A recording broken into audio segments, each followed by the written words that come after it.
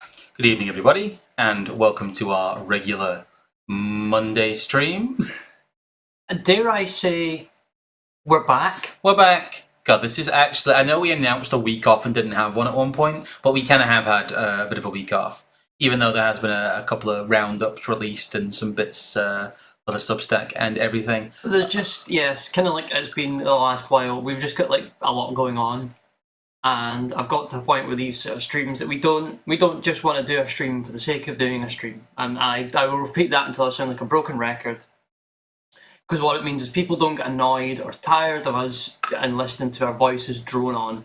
So that hopefully what we do is actually provide content that is useful and interesting to people in short, no more than 90-minute bursts. No, basically. I don't know. We could ad hoc some intro music, but honestly, I kind of hate people's streams with like intros and countdowns, and I'd rather have it as a video where you can get right into it. Excuse me, I'm currently using a cough suite because my throat is quite awful after a slightly heavy weekend. Well, for us anyway, we tend to actually live like church mice these days a little bit. So we were having a nice time with family. For those of you waiting for the weather report, it's been changeable. Yes, I mean, to be fair, it's actually turned into a nice sort of purpley evening outside.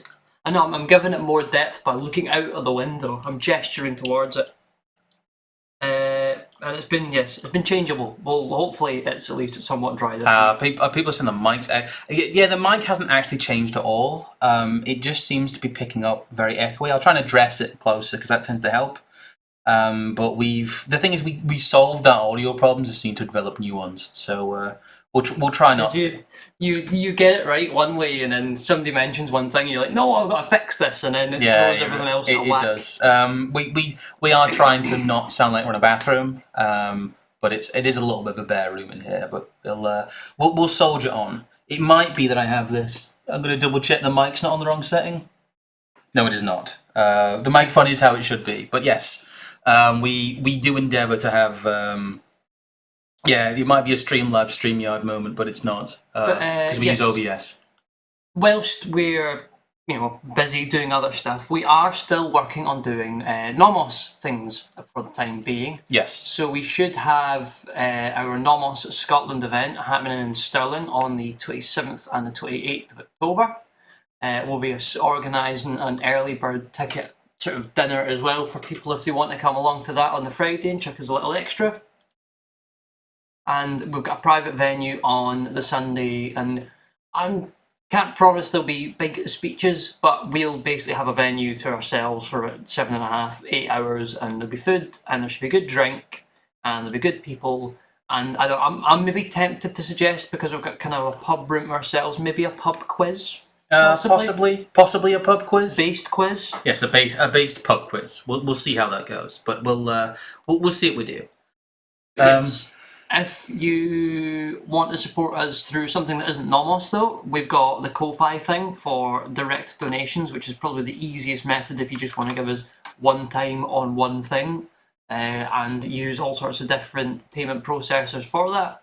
There is the Substack, when you can go over and become a member and get the notes and the streams that we do as a podcast with no adverts that you can download as an alternative to YouTube Premium and membership, which some people also have. So if, say for example, one reason or another you decide to give us some shekels, there are many ways to do so. Yes, we have, like I said, the old super chats are still there, the old super stickers are still there, blah, blah, blah. We're still YouTube monetized somehow. But if you interact with the videos, that is the easiest way to help us. You have to play the YouTube game.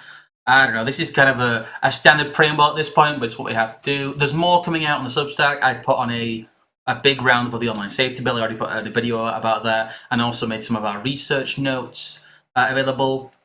If you do hate ads and you don't want to pay for stuff like YouTube Premium, we also have it available for paying Substack members. All of our streams are up there as audio podcasts with no adverts, so that's kind of a benefit for those who want to support that way. But yeah, come see us in person. We try and keep the live events thing going, even it is a bit difficult to organise, and I know people are very busy. But yeah, those are all the ways you can support us, and really, I think we should kind of just. Well, I suppose we'll dive headlong into there's quite a lot. The meat and potatoes of this evening. Oh, this is a stream that I've been planning, really, for a long time. and I've had to cut a lot out of it. Those of you who are hoping for an in-depth analysis of the Arab Spring itself may be slightly disappointed, but we will be doing a dedicated stream on the Arab Spring and also possibly a follow-up on its effects on immigration and feasibility thereof, because that is a big narrative in all of this. But Libya, I think, I think the first thing to tackle, because it's one of those things that, apart from the recent floods, has been mostly forgotten about. Yes. It is NATO's forgotten intervention. People forget that Libya is a failed state that became so almost overnight in 2011. Yes. And all narratives to the opposite really have fallen by the wayside. I'm quite amazed by how little of the in-the-moment narrative is still around when it comes to Libya, because really NATO just don't feel like they have to justify themselves. One of the things that does interest me with this, and it's something maybe we'll, on a very future stream that looks at a lot of different things, but I consider, look, where are the war hawks who are saying we didn't do enough in Libya? You still get that with Afghanistan, you still get a little bit of that of Iraq and Iran, you obviously get it with Syria, but where are the people going, we should have done more for Libya, we should have done more for the Libyan people, as like a neocon kind of war hawk thing? They don't even try that anymore. I think they know no one wants to hear it. I found one of them trying to say that and then coming back from it. Yes. You are actually very hard pressed to find hawkishness on Libya, because it feels like the Libya situation is a functioning as intended kind of situation. Yes. Yes. They're not talking about it because there's no reason to anymore, because everything's going as planned. And you've got a little intro bit here. This is the story of a nation caught between many places, and caught between the ebb and flow of American post-war policy. This is, first and foremost, the story of how the narratives and whims of that global policy enact human costs far greater than the machinations of lords and kings. Reporting on Libya is sparse these days, with much of it coming from Arab sources not read in Western nations. But the recent floods have revealed the unanimity of thought that Libya is a failed state, and has been so since the 2011 intervention. Yes, it was controversial to describe Libya as a failed state at one point. It was controversial to describe Libya as better off pre-intervention at some points. But as we go through this, I'll probably mention that point again, because it is quite a pressing point. That it has changed in terms of news narrative, which I think is very informative. That's one of the things we like to track here, is the news narrative. But here is the latest article. Here's The Guardian talking about Libya's floods. The only problem with this is I'm having a simulation moment. Yeah. Libyan floods, climate crisis, and then Storm Daniel. It would just be like Stormy Daniels. we just have the whole bingo card. I don't know. All the news kind of runs into one for me as well. But this is them talking about the Libyan floods as a consequence of climate change, right? I think most people just rolled their eyes at. Yes. I think But that's why they write stuff like that, though, because you roll your eyes at the climate crisis headline here, and then probably miss which are quite glaring admissions for how it became a failed state. It didn't become a failed state because of climate change, and I don't even think they would be bold enough to say that. No. We don't have a lot in here about the actual Libya operation, actually. This is not a military history stream and is not in our remit, but James Murray does point out, yes, Libya is the country that was bombed so much that NATO basically ran out of bombs for a little bit, because they were bombing Libya so hard. Yes. Again, that will be got to later, but this is the end point of the narrative, in that Libya is a failed state. Nobody disagrees that Libya is a failed state. Nobody disagrees that Libya has become worse since intervention.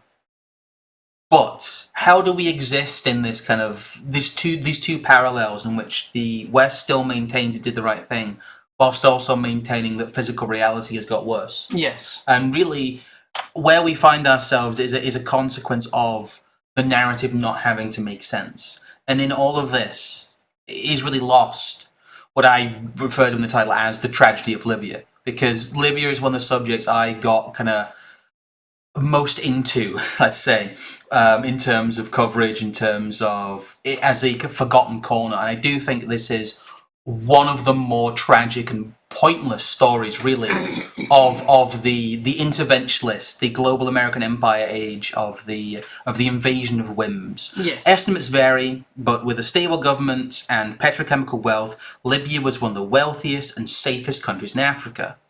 Libya being a failed state is all the more shocking when you realise that it has the largest foreign currency reserves, and it has some of the lowest foreign debt. It's not as a consequence of having no debt to the IMF, World Bank, etc. Like you said, like Sri Lanka. Yeah, and it's just the point there you're suggesting is that, isn't it funny that this developing nation could become a powerhouse in its own region whilst not supported by the crutches that are international finance in terms of the IMF and the World Bank and all the stuff that comes with the WHO? Yes. Who were able, because they had debt to claim out of Sri Lanka, to totally influence their policy in a soft manner. Now, there's still a coup and everything, but all the reforms they wanted could be done at a distance internationally by NGOs. Libya, because it wasn't in the pocket of these finance institutions, was also not in the pocket of the NGO network that cycles around with it. And therefore, soft power, as we continue to go through this, wasn't an option. No, it was not an option. But this is just from Econ News Med, basically. I'm not sure who this source is, but it's very hard to find people talking about Libya in any sense that isn't just repeating like NATO press releases. But they're talking about the fact that Libya still has 88.4 billion in foreign currency reserves. They didn't go away with the invasion. Some of the gold disappeared. That is a good line someone's got there, though. Have you ever heard the tragedy of Libya? I thought not. It's not a story the IMF would tell you. Yeah, despite persistent internal tensions, Libya dominates Africa in terms of foreign exchange reserves with 88.4 billion, thanks to its oil reserves. The former leader, Muammar Gaddafi, wanted to make it an instrument of African financial integration. It is not certain, however, that this project will be reborn one day. Wait, he in a lot of ways essentially wanted to be a power broker for less developed African nations by turning around to them and saying, "Don't borrow dollars, borrow gold off of me."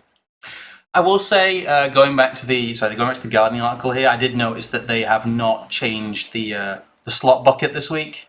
Yes. We've still got the same stale Russell Brand slop in the headlines. The news feed, yes. But unfortunately they have not renewed the slop. It is still the same slop. Let's all be good little piggies at the news trough.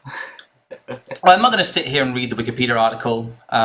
We don't really have much in terms of graphics for this bit, but I've put together kind of a little mini history of Libya here, because it is something that's quite hard to find accurate information on, because the situation there is not something that fits into the usual, again, narratives of history. No, I mean, we can start with, as part of the Paris Peace settlement that finally got sort of semi-arranged by 1947, Italy was stripped of its imperial holdings, as was Germany and any of the other of the non-Allied states, even though some of the Allied states had their colonies taken off them too. And this was all administered by the Allied powers under the same idea that the Americans had put forth in Eastern Europe whilst dividing up the Soviet Union, which is these would be self-determining nation-states that would be modern and democratic and liberal. And for one reason or another, that doesn't work in Northern Africa. People don't really tend to do with it so well. So in a sense, Libya became a kingdom, but a kingdom of foreign military bases and administration. The USA especially maintained air power in the region, but the Libyan government was weak and imposed on from the outside. The CIA were basically waiting for a coup to take place by 1969, and the big question was not if, nor when, but who would carry out such a coup. Enter Muammar Gaddafi, and a corps of army officers who announced in September of that year that they were going to end the current Libyan regime and essentially just replace it with military dictatorship. Yes, and what's remarkable about the story is how quickly they gained support, taking over virtually unopposed. The coup was largely welcomed even by those deposed, because the British started making noises about putting the king back, and the UN started making noises in their nascent stage, and basically all claims were rescinded by the kind of reinstated Libyan royal family, who were allowed to live in exile in Egypt. It's probably a testament to the I guess, the de facto control the army already had over the country, that this was almost a non-event. And really, they don't have a constitution or any kind of codified belief system until 1973. And it's only by 1975, really 1977, that you get Gaddafi coming out and talking about Libya as a country. With a kind of a revolutionary spirit, as it were. He was obviously, in some of the manoeuvres he made early on, a very perceptive political actor. Because in one moment, he would be a Marxist-Leninist, but not pro-USSR. But in the same vein, he would not be anti-liberal democracy, but would then bemoan Western imperialism, so that he could play privy to both of these sides and use one against the other.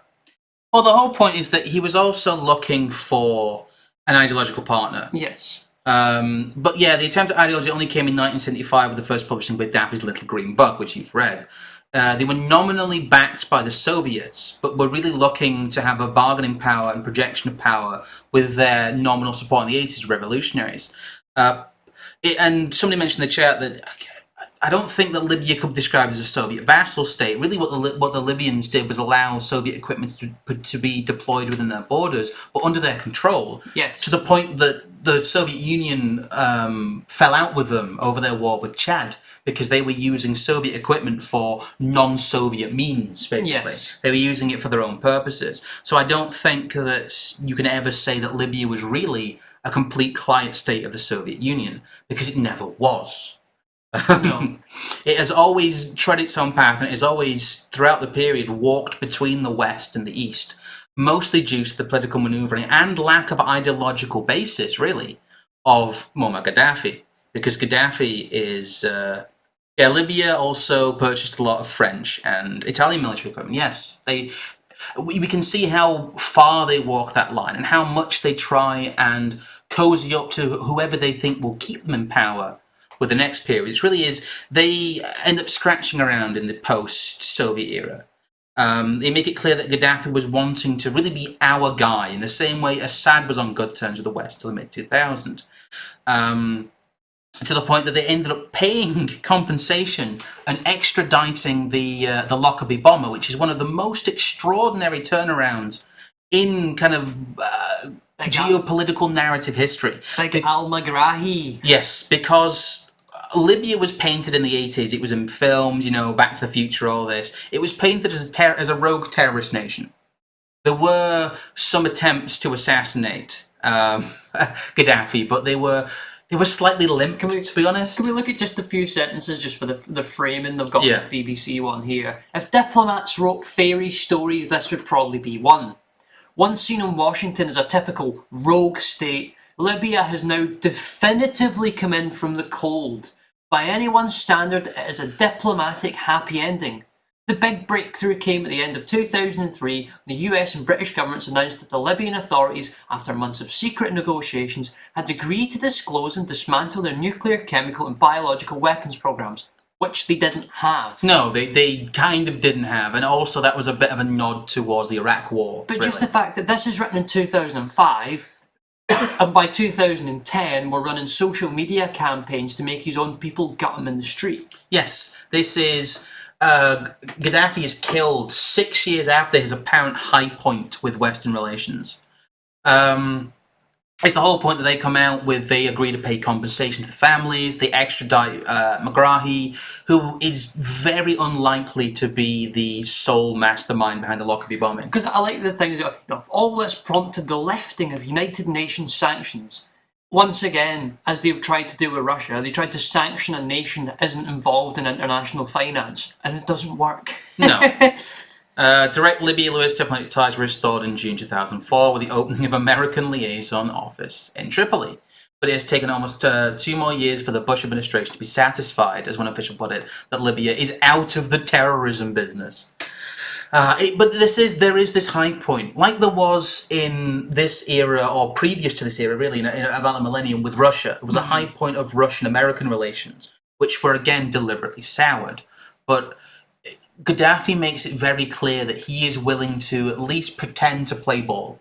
He is at least willing to play into some of the narratives of the war on terror to elevate his own position, elevate his country's position away from being one of these axis of evil pariah states. He's very much trying to distance himself from that narrative that the Bush administration is making by performatively going over and above in terms of doing things that you would not expect, to the point the BBC has to write things like this. Yep.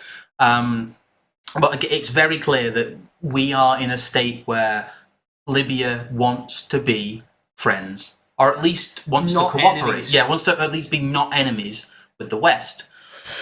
To the point that Libya, along with Syria and Egypt as well, end up being extraordinary rendition destinations. Oh, thank you for the £2 there, Frozen. Sorry, I just saw that for the... and I'm not sure if that's trying to be a super sticker or not. Yeah, it is, I believe. Oh, well, thank you for the super sticker. But Libya was one of the dunk-in-the-water destinations for Mr. Rumsfeld. All this came out in the wake of the US bombing of Libya. It's really funny that documents recently discovered by Human Rights Watch in Tripoli reveal new details of the high-level cooperation among the United States, United Kingdom, and Libyan intelligence agencies in the transfer of terrorism suspects.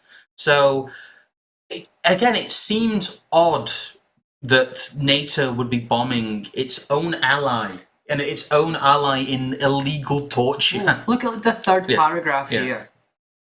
The Tripoli documents show that US sought promises of humane treatment from a government well known to practice torture, said Peter Bouquert, Emergencies Director at Human Rights Watch. Given Muammar Gaddafi's recent record of torture and abuse, it would have been absurd for the US intelligence agencies to believe any assurances from his regime. These are the people that carried out Abu Ghraib. Yes. And they're talking about, Gaddafi is this inhumane, torturing monster because he's basically trying to purge his country of Islamism that was set up by the very same American governments. It's just the gall of it now that we know these things and that they admit them. They make these documentaries of Abu Ghraib and the black sites and Guantanamo Bay as if they're sympathetic to these people and their causes, but then these lied bold-faced to us and all of them and said, oh, Gaddafi and his torture is the problem. Well, it's well documented. It's not just human rights. I got this up because it's the regime themselves talking about it. Yes. Like that. But even before all this came out, there's a lot of rumor and there was a lot of evidence in 2006, 2007 that the Americans were sending prisoners to Libya, Egypt, and Syria. It's just a matter of record, I'm afraid. It is not in dispute, and I see no reason to dispute it. This is how the West tried to persuade Gaddafi to It's give the up power. 10. It's the 10, yes. But throughout all of this, Tony Blair, as his Middle East peace envoy job is kind of coming to an end. This is the dog days of Middle East peace Blair. It really wasn't the best fit for him. No. They kind of tried to give him a bit of a position that would be a slight amount of ritual humiliation for the Middle East, but he never quite seemed comfortable. He's much more comfortable in his own little Tony Blair Institute. But there's just a great quote here.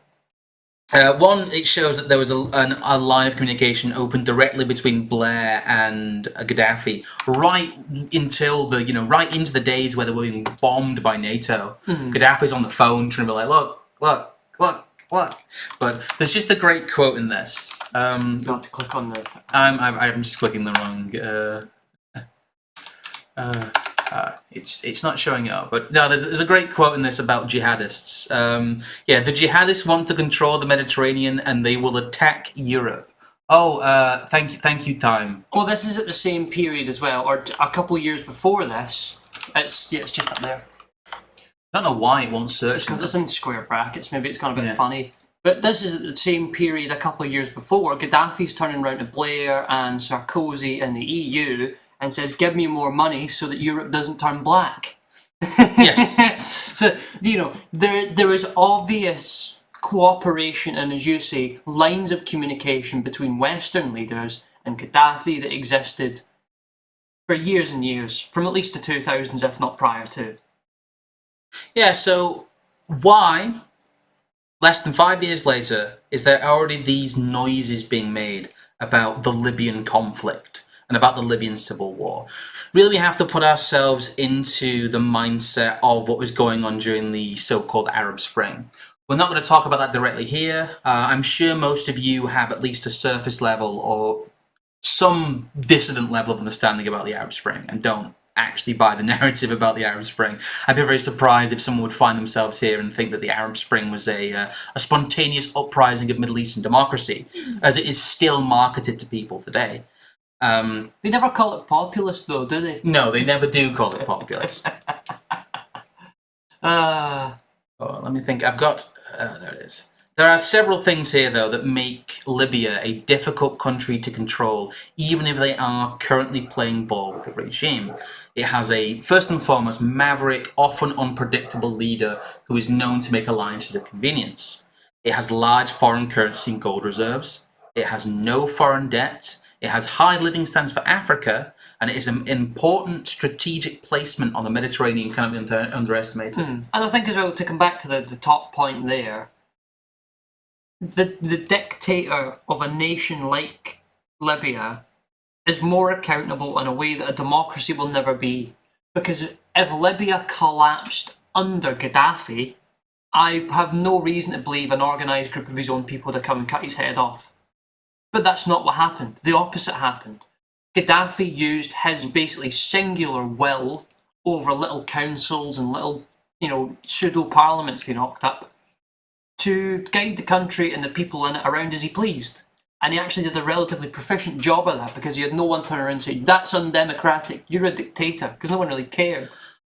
What was taken advantage of, and I'm not going to get too many links up for this, was the fact that there was a slight succession discussion going on, in that Libya's star, and Gaddafi's star especially, was waning. He was seen as a hangover from this Cold War strongman ethos. We'll go over the changes in American policy that really kind of typify Libyan history at the end, because I think it's a condensed discussion that needs to happen all in one place. But he is seen as, despite the stability of Libya, he's still seen as somebody who is an embarrassment to the free world, in quotes. He's still marketed as somebody that one day they would like to get. He's on Washington's wish list of regime change. And really, as we'll see, there is a huge collection of globalist powers who would like to see Libya turn into a failed state. And unfortunately, that is what happens. Because it doesn't matter if you are a quote-unquote sovereign nation or not. You do live on borrowed time, and you do live at the behest of the whims of the American empire. Let's have a look at some of the players in this, because of all these factors, we end up with the build-up to the Libyan conflict. But the first player in this is France. Although France is one of the major former colonial powers in the country, other than Italy. France was given a leading role as both the UAE and the USA wanted to downplay their involvement in Libya. Sarkozy had been effectively extorting the Libyan regime there and was upset about an arms deal not going through. France, via the United Arab Emirates, also thought it could get better control of Libyan oil reserves to their and everyone else's benefit. So then we have the intercept one you've got here. Why did the US and its allies bomb Libya? Corruption case against Sarkozy sheds new light on the ousting of Gaddafi. Now, what this goes into is the fact that there were 50 million euros were sent by Muammar Gaddafi's spy chief to Sarkozy's campaign. And it seemed that he was effectively extorting Libya, one, for campaign money, and two, to sign weapons deals with them.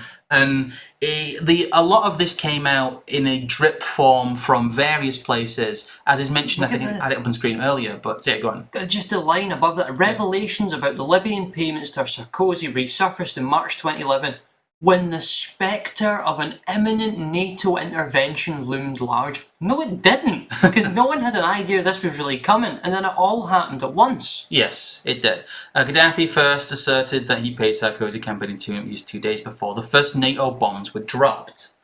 But it really does bring into question a lot of the motivations here, because France and Libya were thick as thieves. They were. There was a lot going on here, and they wanted more. is the issue. They wanted access to Libya's oil reserves, and at the present moment, they weren't getting it. I mean, see, when's the last time you heard of Nicolas Sarkozy as well? He properly just disappeared. Well, he disappeared off into because the of background. this. He disappeared because of the corruption allegations to do with Libya, but nothing ever really came of it.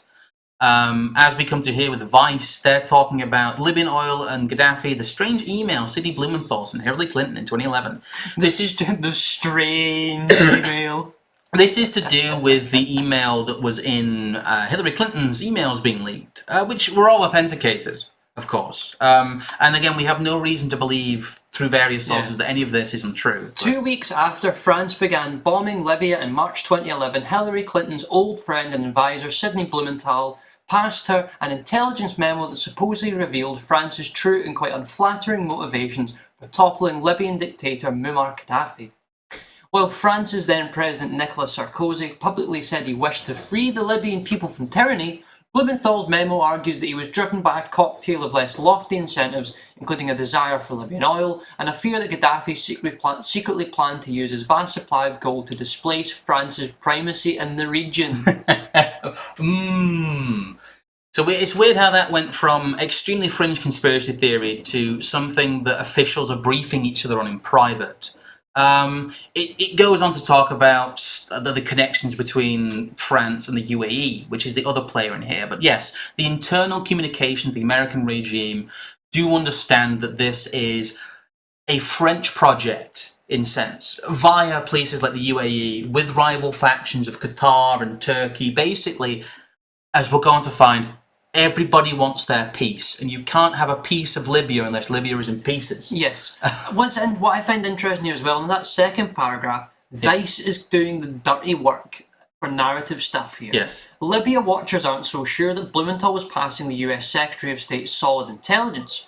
For me, it's not credible. Former French diplomat and Libya expert Patrick Hamzadeh, or however you pronounce that, told Vice News when asked about the Blumenthal memo. Whatever his name is, worked at the French embassy in Tripoli from 2001 to 2004, and wrote the 2011 study In the Heart of Gaddafi's Libya.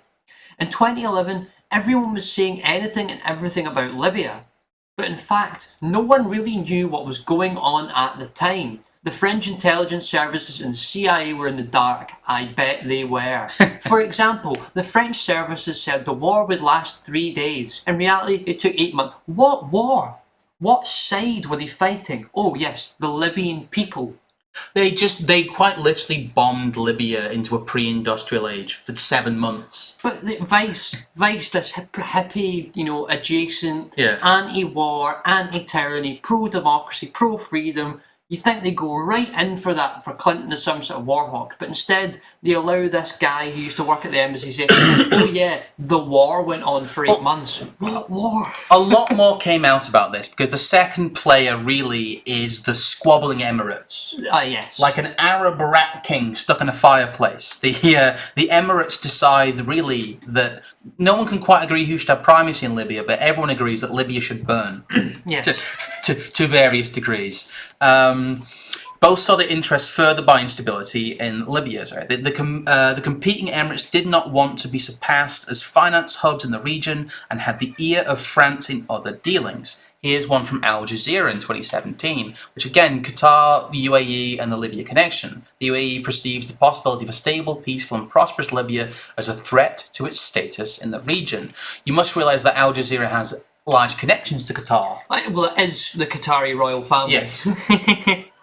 But really, the recent outbreak of diplomatic and political turmoil between key Gulf countries named Qatar on one side and Saudi Arabia and the UAE, and the Bahrain supported by Egypt on the other, is probably the most serious since the formation of the Gulf Cooperation Council. This is true, but what happens is that the UAE and Saudi Arabia really decide that they are going to back these Libyan rebels, in quotes. Go ahead. Yeah, the accusations issued against Qatar imply that it has been contributing through supporting such groups and individuals to the conflict and instability in Libya. This totally distorts the reality as it attempts to turn a blind eye to the fact the UAE has been detrimentally interfering in Libya by being deeply involved in fueling the ongoing divisions and conflict through the country. The truth is that... So you did it too. He did it as well. Yeah, especially in the last 3 years since the breakout of civil war. At least they were able to say civil war.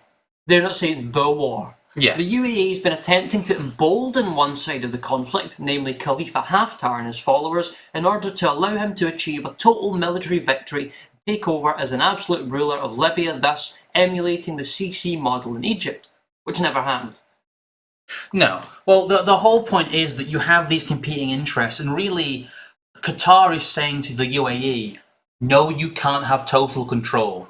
We're meant to be basically dividing this country up and making sure it never rises again. Yes. This is effectively the UAE acting like France did in 1918 and 1945, where they go, we hate Libya, Libya's going to displace us, partition Libya and never let its capital reserves threaten us again. Yep. It is the undertone here. But yeah, this is the pissing contest between Qatar and the UAE that ends up really with France deciding they can take advantage of the situation and curry favour with both of them by giving them little bits of Libya. Oh, good. Yeah. Question in chat says, why did the Libya rebellion against Gaddafi even happen? Well, it kind of didn't. Yes. There has always been discontent in Libya. There have always been rival groups, a lot of them funded from outside by the UAE, by France as well, by various people. And there's always been this separation, as we'll get to, between East and West. But I'll go over the next kind of partners in the coalition. Really, who we come to here is Britain, and Britain is kind of just enthusiastically along for the ride. Britain as a NATO partner is eager to get its piece of the Syrian energy sector, and as the war drums begin to be beaten, it wants to carve out a space for itself. That is really Britain's role. Britain's going, well, this is happening, we'd like it to happen. Libya's been a bit of a thorn on our side for a while. If there's anything to be done, we'll do it. And America, really, they see it as Obama's chance to have a bloodless intervention. Yep. This is Obama's last chance for a war. He can be the cool operator as opposed to Bush, who just went and blew the place up. Well, American casualties would be avoided while still gaining geopolitically. The use of air power, CIA, local militia, and mercenaries is a pattern followed in Syria and Ukraine. But it begs the question, what justified the intervention? Yes, the issue that they begin to have is that they can't just start bombing Libya, as much as they'd like to. They kind of do, but there's this dance that is done with... Thank you to that great and wonderful organisation for the promotion of international conflict, the United Nations. Yes, the UN Security Council has, let's say, a waning number of Libya's friends on it, because Russia, China, etc. do not want to get into a geopolitical bust-up over Libya. Yes. They aren't close enough to them.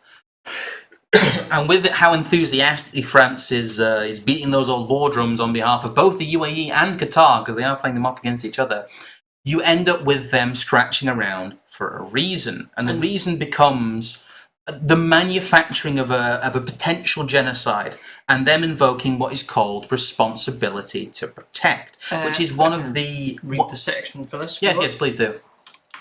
Right, this is from the UN page on the Office of Genocide Prevention and Responsibility to Protect. The responsibility to protect embodies a political commitment to end the worst forms of violence and persecution. Following the groundbreaking adoption by all heads of state and government of the responsibility to protect principle, as articulated in the 2005 World Summit Outcome document. It's so what would be the phrase? Emergent. It's emergent phenomena. Groundbreaking that everyone signed it. In 2007, the Secretary-General addressed a letter to the President of the Security Council in which he recognised the need to further operationalise the responsibility to protect principle and designate a special advisor on the responsibility to protect with the main task of conceptual development and consensus building. The first special advisor on the responsibility to protect was appointed by the Secretary-General in 2008. It seeks to narrow the gap between member states' pre-existing obligations under international humanitarian and human rights law and the reality faced by populations at risk of genocide, war crimes, ethnic cleansing, and crimes against humanity, which of course doesn't apply to us. Yes, well, it really is. It's the codifying of interventionism in the kind of post-World War II, myth of World War II sense, as a core tenet of the UN. It's basically the UN going, never again means regime change. It's a very nebulous one to apply, but it's what they did in Kosovo, in quotes, the country that doesn't exist. That's what they say here. Yeah. Following the atrocities committed in the 1990s in the Balkans and Rwanda, which the international community failed to prevent, and the NATO military intervention in Kosovo, which was criticised by many as a violation of the prohibition of the use of force, the international community engaged in a serious debate on how to react to gross and systematic violations of human rights. Well, this is also just like why we don't like the human rights framework. Yes. This is the outgrowth of the human rights framework. This is how human rights, in quotes, are used to blow humans into small pieces. But that really is the justifying principle. So you end up with a very large media campaign. Here's The Guardian, February 2011, a month before the bombings start. Libya protests, massacres reporters, Gaddafi imposes news blackout. Opposition says 61 killed as diplomats report use of heavy weapons in Benghazi. And rumours sweep the country. It's really saying nothing. Opposition say 61 killed. What opposition? Rumours sweep country. What's happening is that there are a small amount of UAE, France and CIA-paid actors, as they were in all the countries in the Arab Spring, that are creating low-level chaos. It would be like if in China they reported, say, what happened in Portland as a communist rebellion. As a communist rebellion that is legitimate rival government. I bet you this is just the same folk that were doing the white helmets pushing Syria about 5 years later. A lot of it's very similar. A lot of their handlers are very similar. But here's them gearing up for this idea that there is an imminent genocide about to happen. Libya, genocide prevention and the responsibility to protect. This is from March 29, 2011, from the United States Institute of Peace. I don't know if you've missed, is this the one as well that mentions that a lot of this is all adapting from some sort of 1973 resolution on like no fly zones? That's not, it's not, that's resolution 1973. That's nothing to do with a year. Oh no. You've also, I've got myself, there's 3 links here. We're not that far ahead. Sorry, I got myself in the wrong order. That's my fault. Yeah, you did. The US have a national interest to prevent. Does the US have a national interest to prevent atrocities from happening in Libya? Basically, the conclusion is we should bomb Libya because peace. The signs are mixed. On the positive side, the prevailing debate from the 1990s, which pitted the right of humanitarian intervention against strict conceptions of sovereignty and non-intervention, has largely shifted to discuss the responsibility to protect populations from genocide, war crimes, crimes against humanity, and ethnic cleansing. This is the same thing from 2005. Yeah. On the negative side, there continues to be cases where mass violence is threatened but effective international action is wanted. That's a great one. That's the same thing that bolsters your previous argument. Yeah. The current situation in the Côte d'Ivoire comes to mind. Laurent Gbagbo, or whatever, who's lost the presidential election to Alassane Ouattara, refuses to leave power. Hundreds have been killed in the post-electoral violence. Hundreds of thousands have fled in the crisis that is likely to get significantly worse, jeopardising stability in all of West Africa. So this guy's beating the war drums for another African war. But yes, this is the American Institute for Peace. I do notice as well up here we're talking about, the President declared America has an important strategic interest in preventing Gaddafi from overrunning those who oppose him. He cited the risk that refugee flows could threaten democratic transitions in Tunisia and Egypt, as well as the potential for others around the world to conclude that violent repression is an effective survival strategy and that the United Nations demands are empty words. It's basically them going, yes, the world's become better because we bomb more people. I wonder if all that concern about refugees was ever brought up again after what happened. But anyway, Gaddafi warns Benghazi rebels. This is Time magazine again, March 22. This is them gearing up for the war. Gaddafi warns Benghazi rebels, "We are coming, and there'll be no mercy." Again, the Benghazi rebels were a fiction. As we'll come to later, they basically make up an alternate government for Libya, which is the Libyan Transitional Council, which is a codification of mercenaries, Islamists, and intelligence assets, and that's kind of it. and anyone with an axe to grind who's from Benghazi who doesn't like the people in Tripoli. Yes, the past week has seen troops loyal to Gaddafi march closer to Benghazi, Libya's second city with a population of roughly 1 million people. They've deployed air power and heavy artillery against a string of towns once held by rebels, reclaiming strategic coastal cities one by one. The death toll is unknown. The government offensive has also, according to reports, led to the disappearance of 4 New York Times journalists. I'm going to presume that never happened, because we don't hear about that anywhere else. Now, ahead of a pivotal vote in the UN Security Council that may place a no-fly zone over Libya and prompt international airstrikes on Gaddafi's forces, the dictator who has ruled for 41 years insists his victory is at hand. He demanded Benghazi residents turn on the rebel fighters and chillingly told the city to expect their homes to be searched for traitors, house by house, alley by alley. But that's again, there's a crisis going on because there's essentially an outside rebellion being fomented by 2 of the Emirates, yes, who have competing militias in this.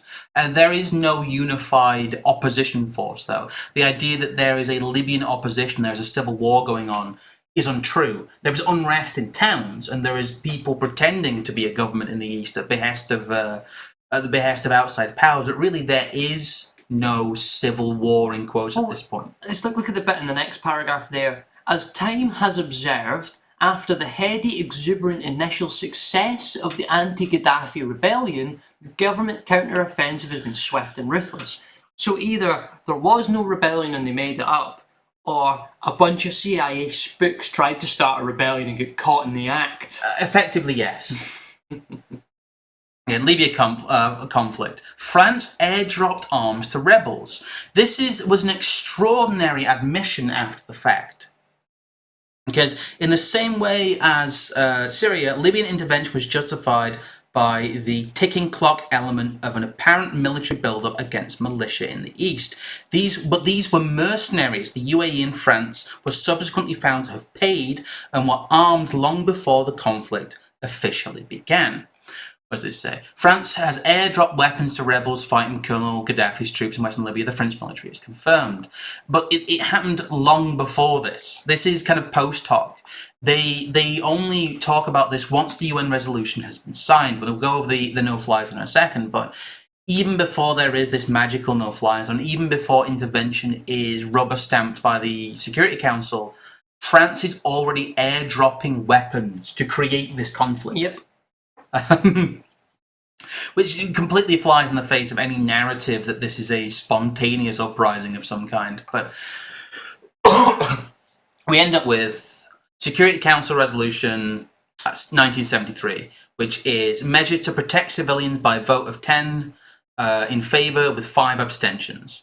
And they basically decide to do a modified version of some of the exercises that have been done in other nations. Notably, there's been a few bits they've been trying to do in Syria before this, and obviously they have the experience from Iraq and Afghanistan, but this really is NATO, and is NATO going, can we do a regime change war without putting boots on the ground? This is their big experiment, really, in the limits of air power. It takes them 7 months of constant bombing to do so.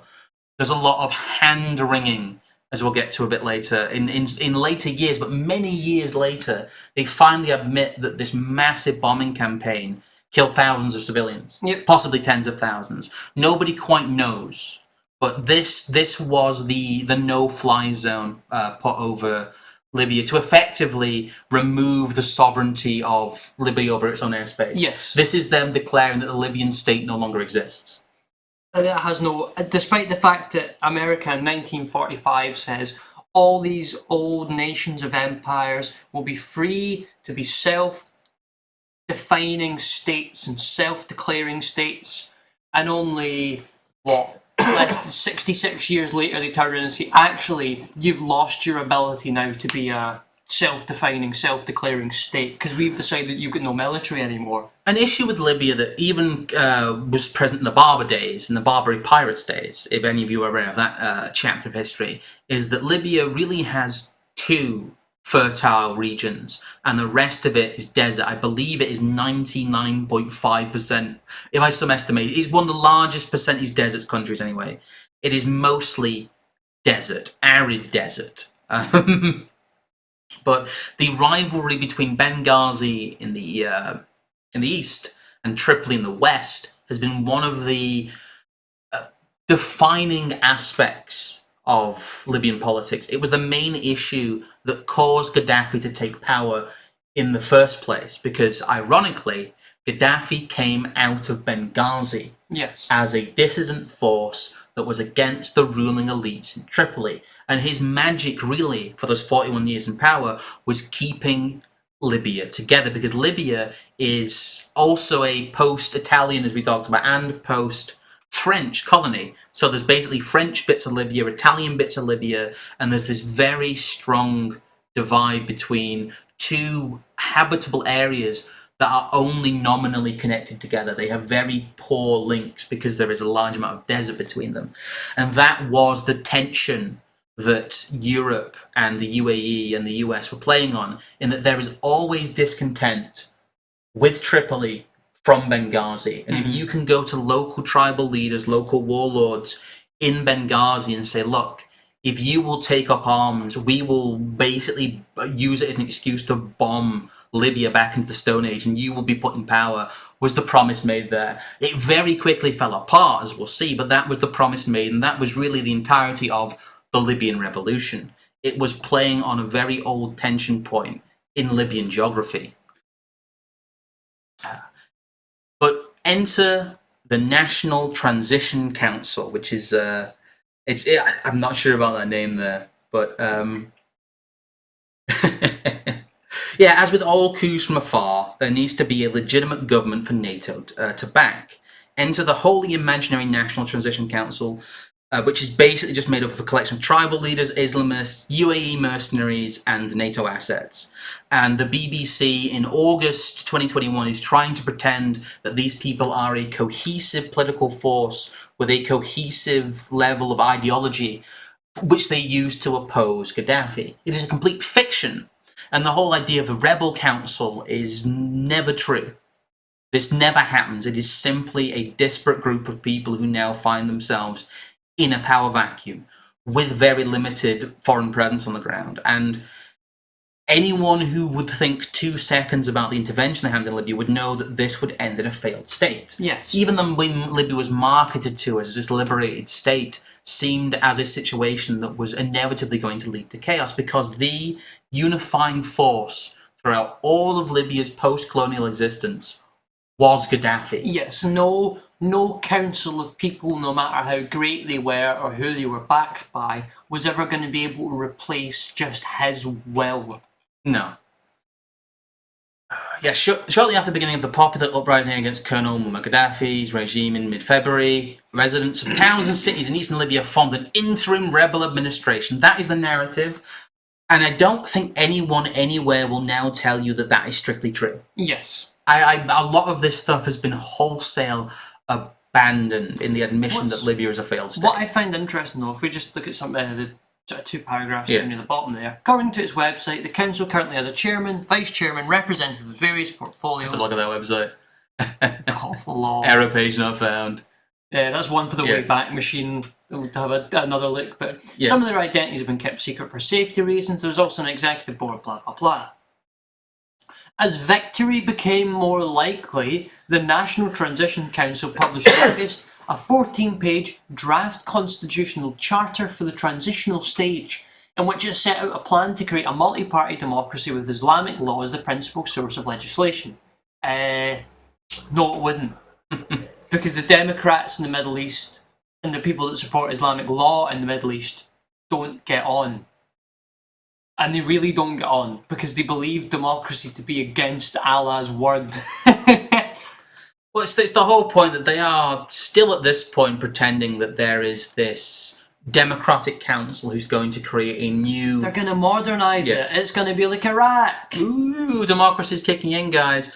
But what really happened was the NTC forces attacked 2 kind of holdout towns in September of that year.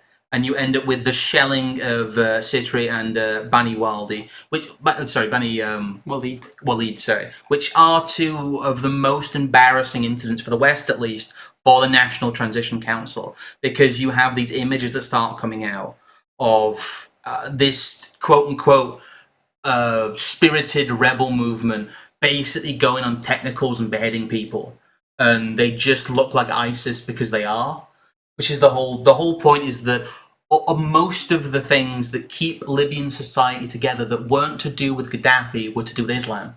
Yes. And that, where, like within Egypt, once you remove a nominally secularizing, although it was supposed to be based on Sharia, Libya is, or was, a secular society in many ways. It was a secular state. At least, yeah, and the way that it was ruled, it was not a theocratic state in the same way that as much as Assad is not a theocratic ruler of Syria.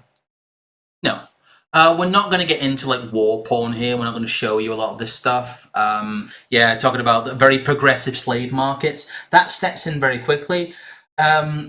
I don't want to wallow about the current or former situation of Libya, because we're not like weird, vicarious suffering people. We try to do relatively detached analysis in many cases. We can tell through each of these little sources that we're looking at that a narrative was crafted. Yeah. It was unleashed in a coordinated manner in all sources, both within Libya, within the UAE, within Europe, within America, and all the actors involved in the UN Secretary Council or the Security Council all moved in one fell swoop.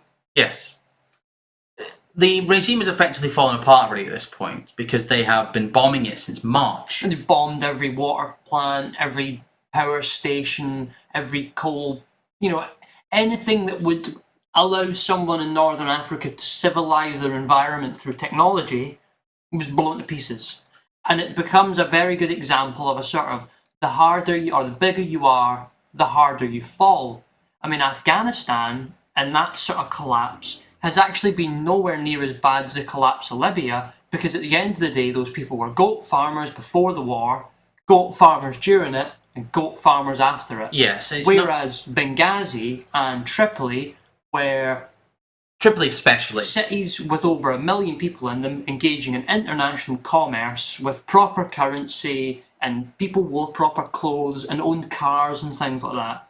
When you take that all away from these people, and especially leave them in an environment that's basically just a bit north of the Sahara, it goes really messy really quickly. Well, it leads to the lawless situation in which you have a government by gang. Yes. That was the situation in Libya. They didn't want to admit, they had to admit it later. And it really took them until 2014 to admit that was the case. But this is the culmination of all of this outpouring of international rage, is the death of Gaddafi. And as Gaddafi dies, all this news is put out to make it sound like that Libya has been liberated and Gaddafi's got his just desserts. It's over, we're free. But as we will see later on, Gaddafi manages to reach out from beyond the grave with his warnings and about have his last laugh. and have some terrible CIA spooks be well, as the leftists would say, become good cops. But yes, no such thing as a good spook. No such thing as no good spooks. But we all know this part. We all know the National Transition Council fighters fought their way into Sitri. But isn't that hilarious? Here we are, the end of October 2011, his death's announced, worldwide. And what was it, 8 months prior to it, it all starts with Sarkozy going, well, he won't pay me the money he said he'd send. Yeah, he won't buy the Rafales, he won't give me... They sent the arms to Libya. Yeah. Gaddafi just said, I'm no paying for them now that they're here, because you're all idiots and you've given me them. And they decided, well, what we'll do is we'll send more arms into your country, whilst putting an embargo on, and create a secret army instead. And then before you know it, 7-8 months later, he's already dead. Yes. And his country's been bombed flat. Gaddafi, whatever your thoughts on the man, goes from 11 months ago presiding over a stable country with a stable currency, with large currency and gold reserves. Rubbing shoulders with these Western leaders because he's a good guy. Yeah, he's got Tony Blair on the phone. He's thinking about trying to become the Bank of Africa again. And then, in a matter of months, his country is a failed state and he is dead. Yep. And all of that is a victory. All of that is a good thing. Democracy. Because of democracy. But they all voted to do that, so it's fair. Well, this is really mirrored by. Oh, excuse me a sec. This is really mirrored by what I refer to as the dog bites man incident, which was the inevitable souring of the good rebel narrative in the wake of what became known as the Benghazi affair, which dominated US politics for a large amount of time because it became tit-for-tat accusations about whose failure it was, rather than discussing the fact that America had participated in a bitch fit by the French to do experiments in regime change that has turned a once almost second world nation into a Somalia-level failed state. Well, what it goes to show as well is that especially with the Arab Spring, unlike other military interventions in human history, there are the entrance of soft therapeutic power. Yes. Through things like social media, through wider news media, and the creation of essentially like fake TV stations, news programs, drama programs, all to put forward themes that the GAE wants to embolden upon the people. But at the same time, it can't have that work without having a vanguard for its values to aggressively attack both the people and the regime. And then attempting to hide the fact that that bit's going on, they basically decided to try and ignore it and pretend they never did it. And then, as you say, dog bites man. Yes. The whole thing is, Ambassador Christopher Stevens, who was basically alive through all of it, and there's some really kind of Keystone Cops things of them trying to get him to the hospital. Yeah, but Christopher Stevens must have died of irony as he was overrun by Islamists, echoing Gaddafi's last words to Tony Blair, which is, "You will be overrun by Islamists." And a lot of people still treat Benghazi as national tragedy. I think it's hilarious, personally, because of the irony aspect to it. He also, former Navy SEALs know those were CIA contractors who they lied about. They were private sector, obfuscated CIA spooks. And they ended up in a hilarious kind of comedy of errors. Of course, it happened on 11 September. I was going to say, in which they are killed on the anniversary of 9/11 by the rampaging Islamists that they have put into power themselves. And they are only there because America is so stupid that they have sniffed their own farts about the rebel groups. And they do not believe that these people they have just handed the country to still aren't goat farmers. Still, yeah, would not take the first opportunity to behead them as an infidel. It is just so funny that this happens. And within a year, really, within a year of Gaddafi's death, of less than a year, you end up with an ambassador, a State Department employee, and 2 CIA agents being murdered by the very people that they have just bombed the country back to the Stone Age to hand it to.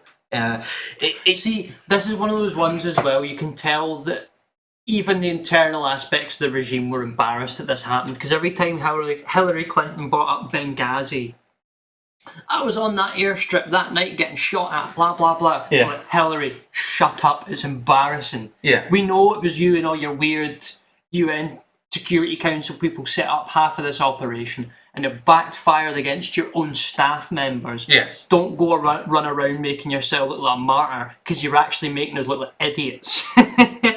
Oh yeah. Goat farming is pretty base, but these people can't That's why they kill CIA operatives, because goat farming is based. The whole point is that America thinks that it has this perfect vassal state in Libya in waiting. They think for a second that the chaos they've created might coalesce into something where they can walk in and be the heroes for once. Yeah. And it doesn't Mission accomplished. Yeah, they always do this. They know that they are the merchants of chaos, and yet they still want to be loved. That is the main fault, I think, of someone like Hillary Clinton and the incompetent, in many places, US regime, is that they still think that they can be the heroes. Well, I will say there's an interesting thing I recently read. One Dr. Parvini's Prophets of Doom, and I think it might have been John Bagot Clubb that's referred to in there, who spent a lot of time working in the Middle East during the 60s and 70s as like an envoy for all these different groups. And he talks about the notion called Abyssinia, or whatever it's called, which is this idea that a group who isn't subjugated by technology, and modernism and ideology has this innate characteristic to it that even when it's outnumbered and outgunned 10, 20 times, the essentially ethnic and cultural solidarity they have over people who are inept, or only inept, or are only allowed to get away with being inept because of the technology, the supremacy, and the wealth that they have, and the decadence that they live within, that this Abyssinia will basically always counter decadence over a long enough timeline. And that's exactly what you see there. If they think they can hire these people with that decadence behind them, making them assume that, oh, well, once we pay them, they'll be in our pocket. These people don't care about the value of money. They care about beheading people that are an existential threat to their nation. And once you stopped telling them that was Gaddafi, and you didn't have anyone else to point to, they looked back at you. It's just, as you say, it's so perfect. It's so obvious as well. But as you say, that is the Abyssinia, which is something that's always mentioned in relation to Afghanistan. Afghanistan is the greatest example of that you can't rule the people who do not want to be ruled. No. You either have to kill them or you have to leave. And you have to be a Gaddafi character. Yes. Or you have to be an the third way, as it were. An extremely shrewd political actor. But I just find Benghazi is the centre of this story for many people. I just find it as an ironic twist of fate that America essentially has their own dog bite them. But I did manage to find, it's really hard to find Libya apologetics anymore. As soon as basically the whole transitional council thing, as soon as you hit 2014 and it's very clear what they're doing in places like Syria, they really just give up. But there's a piece here from 2016 by Sahid Hamid, who is, as it says at the bottom here, because the best part's always at the bottom. Senior fellow at the project on US relations with the Islamic world at the Brookings Institution Center for the Middle East Policy, and the author of the forthcoming book, Islamic Exceptionalism: How the Struggle Over Islam is Reshaping the World. So yes, they found that Brookings must employ Mr. Hamid here as their one policy wonk who is able to defend the Libya operation. This just smacks of one of those awful ones you see in like Manchester, like the AstroTurf protests. It's so bad. That's why I did that as the justification one, because it's such we love NATO. Wee NATO. Wee. But it's such. It's so obvious and I don't think they even try in this article. The line of reasoning. I just noticed as well in that picture that woman's holding up like a US note. Yeah. It's like, whoa, the dollar! Woo! It's, oh, that's awful. There's John Adams as well on that, isn't it? Basically, yes. But you guys. The line of argument here is that NATO intervened to protect civilians, not to set up a democracy. That's not what they told us in 2011. As stated in the UN Security Council resolution authorising force in Libya, the goal of intervention was to protect civilians in civilian-populated areas under the threat of attack. And this is what was achieved by killing everyone so that it couldn't be attacked by anyone else. Well, that's what Libya would look like today if NATO hadn't intervened. They talk about the whole, Libya, that would have been ethnic cleansing. Scroll up again. Yeah. Applied to the Libyan context, this means we're not comparing Libya during or after the intervention with some imagined ideal of stable functioning democracy. Rather, we would compare it with what we judge to the best of our ability the most likely outcome would have been had the US not intervened. Here's what we know. By March 2011, when NATO operation began, the death toll in Libya had risen rapidly to more than 1,000 in a relatively short amount of time, confirming Gaddafi's long-standing reputation as someone who was willing to kill his countrymen as well as others in large numbers if that's what his survival required. He was fighting foreign mercenaries sent by the UAE and Qatar because they were both having a pissing contest in the east of his country. There was no end in sight. After early rebel gains, Gaddafi had seized the advantage. Still, he was not in a position to deal a decisive blow to the opposition, Nowhere in the Arab Spring era has one side in a military conflict been able to claim a clear victory, even with massive advantages in manpower, equipment, and regional backing, almost as if a solution was never the goal in the first place. Yes, but I don't want to read too much of this because it's just what caused the current Libyan civil war. This is just an attempt to de-aggregate. That civil war we have now is different. Yeah, the war we have now is different, okay? And then we're all consequentialist now. Oh, well, it went wrong, but our intentions were good. And then it kind of goes on to a distorted foreign policy discourse. And it basically just says, I am a tool of the regime and this is the best I've got. There was a time when the United States seemed to have a perpetual bias towards action. The instinct of leaders more often than not was to act militarily, even in relatively small conflicts that were remote from American national security interests. Our country's tragic experience in Iraq changed that. And action came to be seen as a virtue, and to be sure, inaction is sometimes virtuous. Libya, though, was not one of those times. But this is like the most forward apologetics I can find for nobody wants, like even Obama went, oh yeah, we kind of fucked that up. Yeah.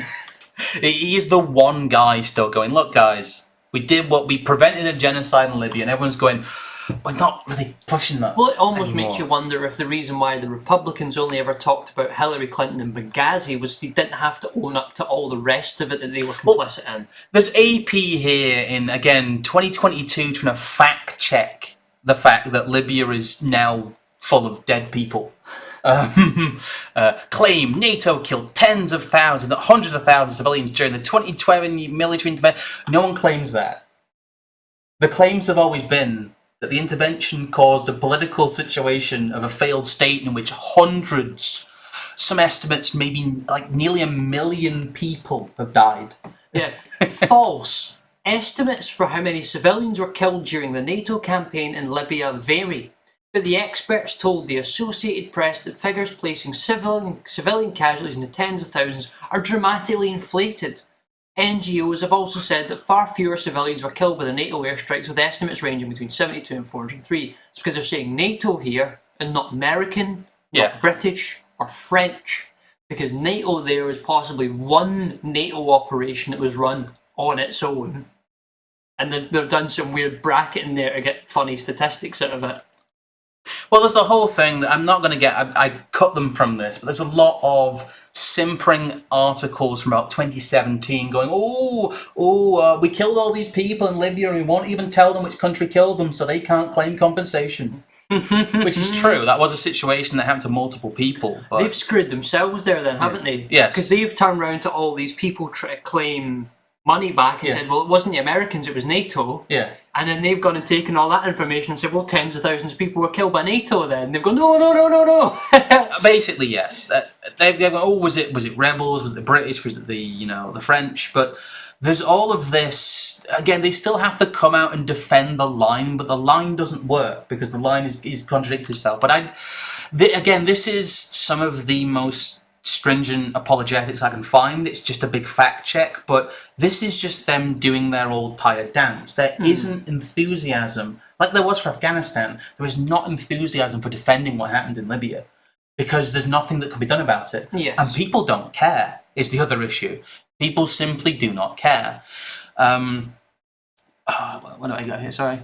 It's seen as nominally dissident to state that the primary aim of the Syria conflict was regime change, even though this is self-evident from events and explicitly evident in subsequent leads. As we talked about in the previous article, they say, well, the Libya conflict achieved its goal because we stopped the genocide. Yes, we spent a year making a preamble about it being democracy, about him being a dictator, and about it being regime change. Well, this is foreign policy. In 2016, by the way, is all the recriminations are coming out, because that was Vox article from the Brookings guy, was basically him trying to fight back against this narrative, where a lot of people were trying to wrap up the whole Obama era by going, look, Libya was terrible, let's not do that again. Yes. Like, it's a bit much. And it's very obvious that it was regime change. Everybody knew it was, even at the time. But the fact that they can come out years later and say, "Oh well, we think you were doing regime change operations," people go, "Ooh, goodbye." They're being critical of the Obama administration now. Really, I've got an archive version of this, but it looks a bit wonky. There's nothing to say here apart from the headline.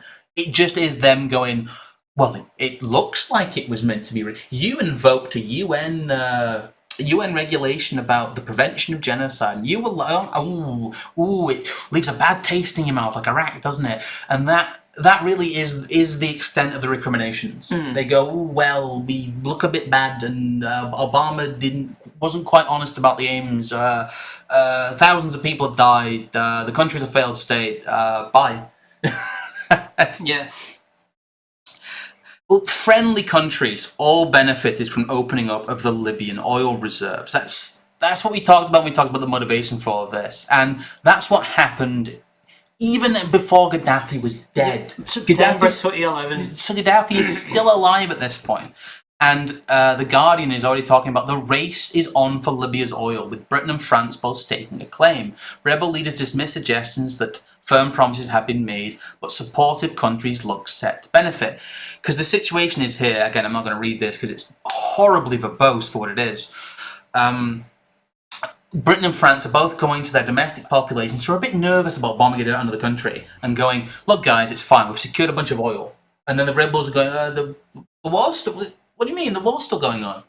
We're still killing people." And they go, "Oh no. It's time to divvy up the oil now." Yeah. This rebel group has said that France get this bit and Britain gets this bit, and they go, "We didn't do that." And basically, they all get what they want. But even before Gaddafi is dead, the NATO powers are already dividing up Libya's energy, which is only nominally the goal, though, because really they shot themselves in the foot with the instability they caused, because they couldn't exploit it to anywhere near a degree of output. Because what does that do? That keeps the existing supply of oil limited and the price high. Yes, because the instability means, well, we can't get oil out of Libya, so we've got to be even friendlier to our friends, the United Arab Emirates, and be really nice to them for them to sell us oil at a fixed price we've agreed upon. Yes, and that's also why Venezuela is kept in the situation it's kept in, is because of its massive oil reserves and mobilizing them.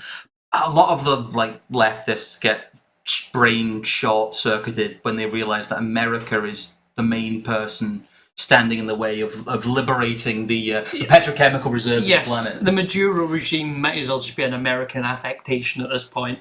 Well, they've kind of learned to deal with it, but they did want their own guy. They couldn't have that because even the nominally distant people in Venezuela didn't buy that. No. That was embarrassing. Can't remember his name, but already before the quote unquote civil war, the military operation, the no-fly zone, whatever you call it, is over. They're already divvying up the oil. And as the narrative continues to fall apart, this again is from 2015 when a lot of the recriminations started to happen. Leaked Emirati emails could threaten peace talks in Libya. What's this? The United Arab Emirates was shipping weapons to favour belligerents in Libya over the summer in violation of an international arms embargo, while simultaneously offering a highly paid job to the United Nations diplomat drafting a peace accord there. The fact of the matter is that the UAE violated the UN Security Council resolution on Libya and continues to do so. And it's what they were doing beforehand too. This is them kind of post hoc admitting what was going on before the war, which is the UAE and Qatar were both funding these rival rebel groups, which then get smashed together in the news narrative as the Transition Council, when they both hated each other. It's quite amazing that you end up with these rival militia factions, effectively funded from different emirates, who are then cobbled together in the Western news narrative as these great self-liberating democratic heroes. And it all falls apart afterwards because all of this just leaks because the Qataris are pissed off at the UAE and Hillary Clinton doesn't know what a password is. Yep. And it's all there in the open. Again, all of this discussing the divvying up of Libya, the rival militias, the enforcement of a failed state. It all comes out, and really they don't have a backstop for the narrative. The narrative stays as it is, which is we stop the genocide, but they also don't do the whole correct the record thing. There isn't this violent repression of any of these narratives that we see where it matters. It's very obvious that they have given up on Libya, effectively. They've given up on the optics game, they've given up on the narrative, and to a real extent they've given up on the country, as we'll get to in our conclusion. Endless war, but everybody gets a piece. Here's another one from, well, this is from 2020. Again, Russia isn't the only one getting its hands dirty in Libya. The United Arab Emirates, backed by France, is helping to fuel continued bloodshed in the North African country. It is once again, though, the same reporting of the same thing that was happening since about 2010, which is Russia's now involved. And Russia was nominally involved in saying you shouldn't overthrow Gaddafi because it'll make a mess. But he kind of pissed them off as well. He was nobody's real friend by then. That's why it happened. But when Libya comes back up in the news as this failed state, it's always about, ooh, dirty money, ooh, all this international conflict fostering, why can't we all get along? Ignoring that this is what brought the entire situation about in the first place. But again, there is an admission now of what was, in the heat of the moment, unspeakable. But it's only within the heat of the moment it needs to be unspeakable. Yes. It doesn't matter that we know the truth about Libya now. The real tragedy of Libya is that knowing is not half the battle. Exactly. And that narrative or no narrative, the power center will do what it wants, and often it will do what it wants in increasingly arbitrary ways. And proceed to craft a narrative after the fact. Yes. The UAE runs France's Libya policy. By backing the warlord against the UN's recognised government, France has gone against the grain of thinking within Europe and antagonised NATO allies such as Italy and Turkey. This is true, but what's also not talked about is that this was kind of expected and that they've been fostering this divided state actively. Yes. This is again, reporting on the active fostering of the quote-unquote Libyan civil war, which is just an international pissing contest for Libya's resources, with these two factions, which is the UAE on one hand, with France, and Qatar and the rest of Europe who wants to be bothered, and Turkey on the other, backing a rival faction. Yes. And all of this suffering still takes place because of the same reasons the original intervention happened, which are weird, petty struggles and manoeuvres on the international stage between bits of Emirates and bits of Europe wanting to benefit from that. It is that disappointingly crude in many ways, and that is why Libya is forced to be a failed state, is because of really quite minor machinations in the grand scheme of things. It's not that France becomes bankrupt if it doesn't invade Syria.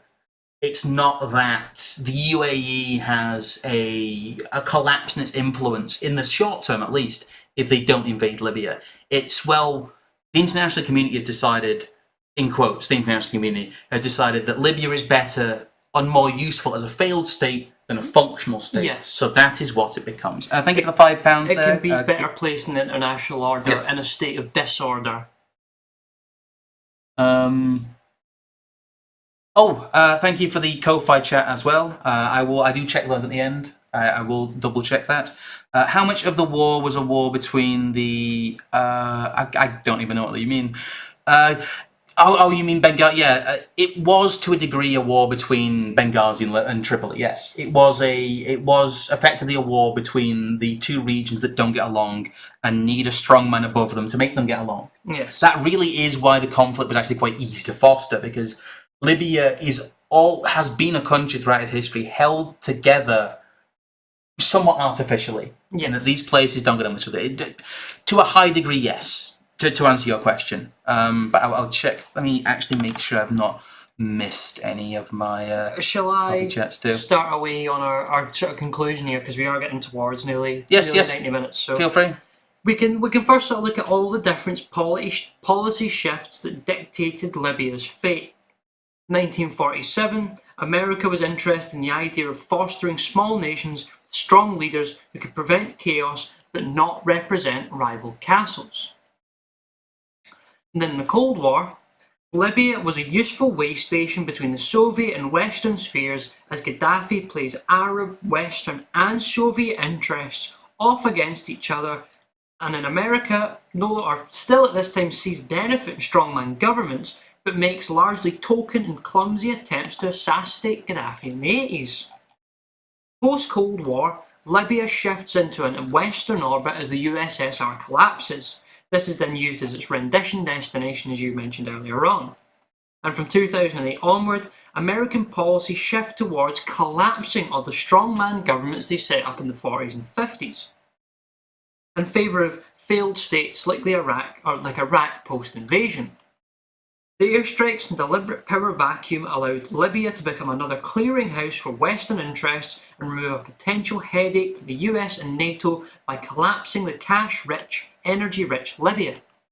The elite class have learned from Iraq that as long as boots on the ground can be lied about, like Syria, then domestic populations, i.e. us, do not care about military intervention causing mass death because they just cover it up. Libya, as a failed state, also plays a huge role in allowing NGO-backed mass immigration into Europe via Libya. Tunisia is currently refusing to partake in this role anymore, and this is the basis of a possible crisis that might happen there as well. Thank you for the additional donation, Current. Yeah, it has come up now on Ko-Fi. It takes a second sometimes. I remember when I was 13, Gaddafi's corpse laid out on the floor of a meat fridge after being hung by a mob. I also remember the Obama administration trying to gaslight the public into believing Benghazi happened over a YouTube video that was a safe for work cut of a porno. That's embarrassing. But that's true. That is one of the justifications. They were, oh yes, there was a video and it offended people in the east of Libya, and that's why there's a conflict going on. They really didn't feel like they had to try. No. You should be your takeaway from all of this. But anyway, we can come to conclusion. I'll start on the conclusions if you want, because I've got a few here, but there's a few. Oh dear, I'm on the wrong one there. But I'll leave that one up. I'll get to that in a sec. But the liberal utilitarian argument over prevention of genocide in Syria was quickly dispensed with, and the experiment in US vassaldom pre-Benghazi was somewhat scaled back in favour of simply exploiting the grey areas of that a failed state creates. The idea that Libya was more prosperous under Gaddafi was unspeakable at the time, but is uncontroversial now. You will not find the same vociferous shrieking that follows you saying that now, as Libya is told to most people as a footnote in the long list of failed NATO interventionism.